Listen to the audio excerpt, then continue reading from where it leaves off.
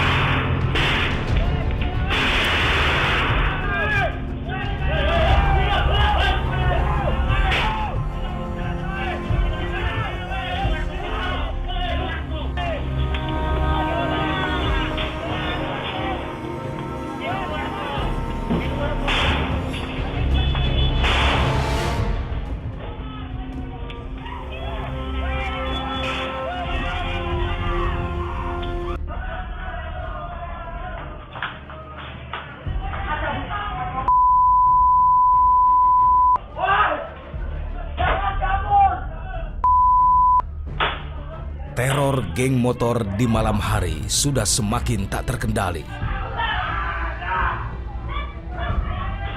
Sekumpulan remaja yang dikenal dengan sebutan geng motor ini kerap kali mempertontonkan aksi kekerasan di jalan, seperti tawuran antar geng, bahkan penyerangan pada warga. Dalam aksinya, mereka pun tak segan-segan melakukan aksi sadis hingga mengakibatkan kematian warga tak berdosa.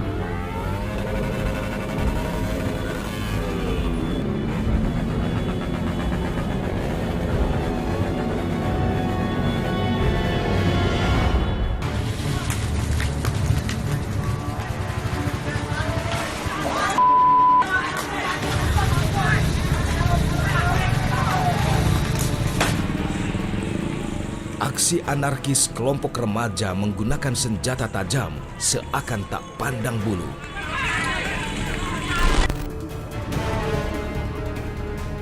Di Makassar, Sulawesi Selatan, nasib pilu harus menimpa remaja berusia 16 tahun bernama Muhammad Putra, warga Jalan Sahabat Kelurahan Batang Kaluku, Kecamatan Somba Opu, Goa ini mengalami buta usai terkena busur panah geng motor. Muhammad Putra dan Chandra Maulana yang sedang bekerja memperbaiki motor di bengkel tiba-tiba diserang sekelompok orang. Korban berusaha melarikan diri, namun sayang keduanya tak bisa menghindar dari incaran panah geng motor. Anak panah itu menancap di pelipis korban hingga menembus mata. Akibatnya Muhammad Putra mengalami kebutaan di mata kanannya.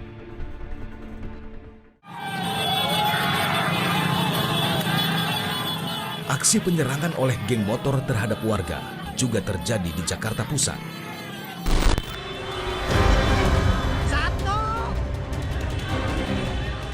Sekelompok geng motor dilengkapi senjata tajam tiba-tiba menyerang permukiman warga di Johar Baru, Jakarta Pusat.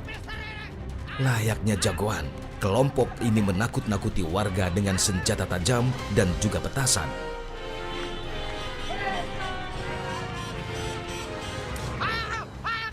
Seperti sudah direncanakan, penyerangan ini mereka lakukan sambil disiarkan secara langsung melalui sosial media Instagram.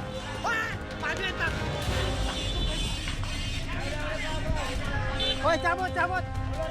Woi, udah cabut. Woi, angin.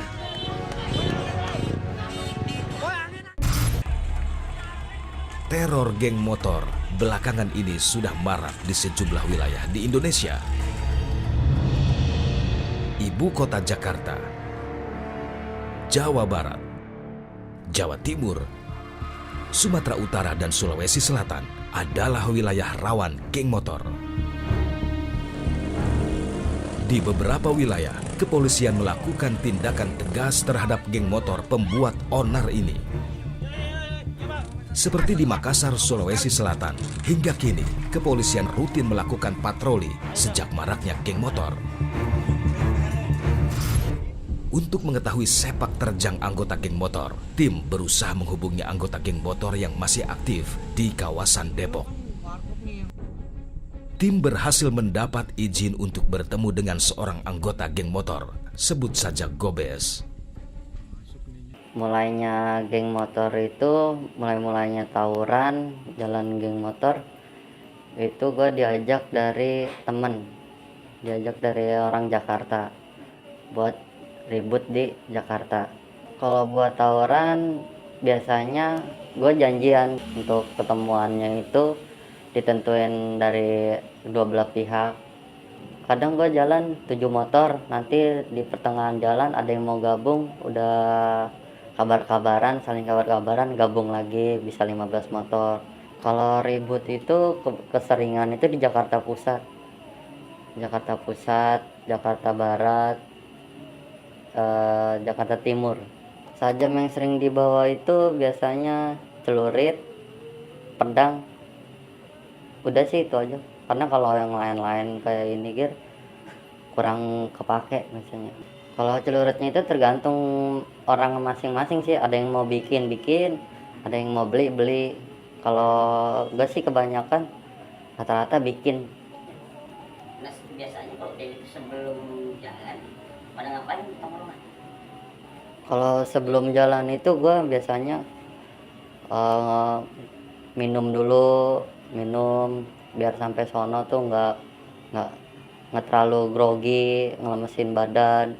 Kita minum, mabok ya.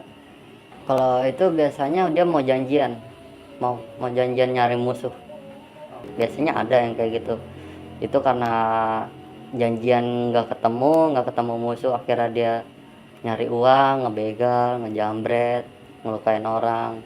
Kalau emosi sih emosi karena kita kan nggak ketemu musuhnya, akhirnya malam kita sia-sia gitu, nggak ketemu musuh, nggak ini, akhirnya nyari uang lah anak-anak. Iya, ada yang geng terkenal emang dia nyari duit. Kalau tawuran itu selesai tawuran nyari duit ada. Yang itu siapa aja juga disikat? Siapa aja, tukang taksi, ojol, yang ada dilihat sekiranya sekitar dia aman, ada orang itu disikat sama dia. Kalau yang sampai hampir ngebunuh itu dia sadar karena dia tahu dia itu musuhnya, dia sadar itu. Kalau untuk ketangkep pernah 3 kali. Kapok nggak? Kapok bang.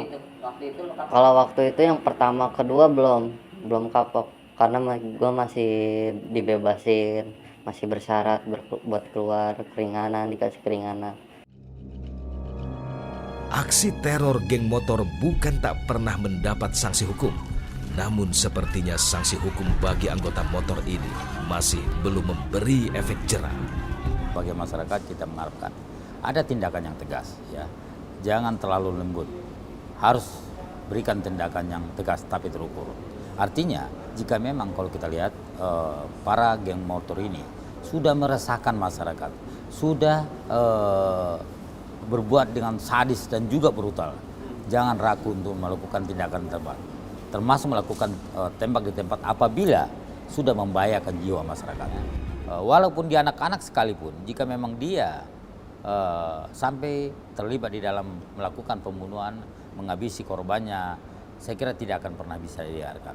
Harus akan ada proses.